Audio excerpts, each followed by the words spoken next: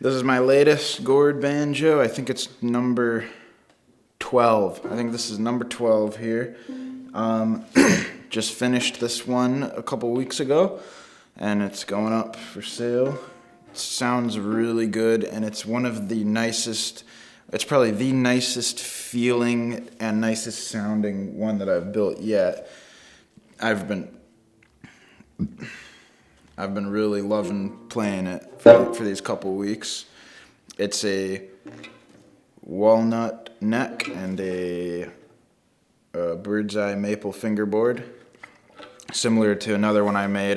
This is the second neck I got out of the same piece of walnut, and this neck is actually two pieces, where the other one was a solid piece. This one's a 26 1/4 inch scale, which is pretty standard, which is the standard length.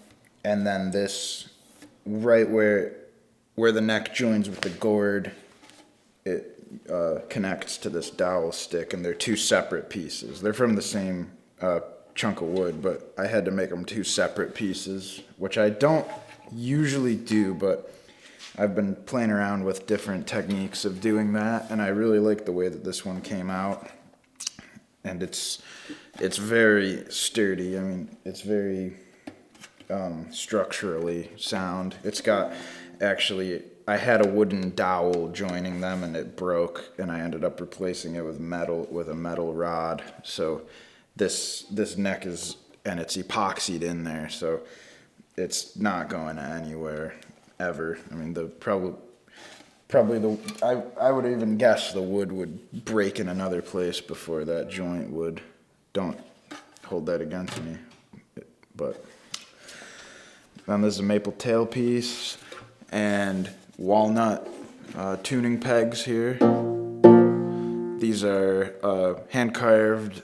I made all the tuning pegs, and these are actually the smoothest turning pegs I've made so far. I think a lot of that is because of how thin the peg head is, which is something I learned from this that I'm gonna do going forward, is try to make my peg heads as thin as I can, because these things, one, it stays in tune for days, which is really rare for like friction pegs and nylon strings and skin heads. It's pretty rare that it'll stay in tune for days and days and days, but this one actually does, which is awesome. And these just turn super smoothly.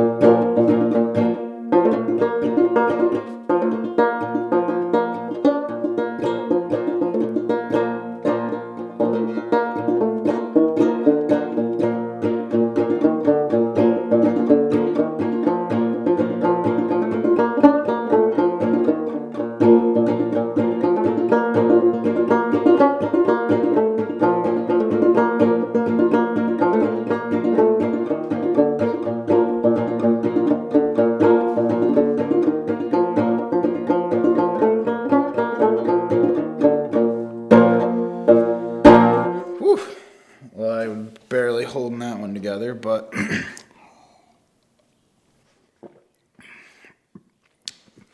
that's one I'm still undecided on with Darling Cora, if I like to play it on the 3rd or the 4th fret.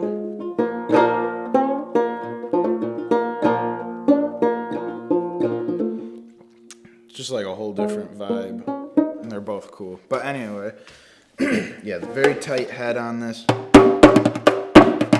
Really, sometimes with these big heads, when it's larger, you don't really know how tight it's gonna be. But this one came out great. It's very tight.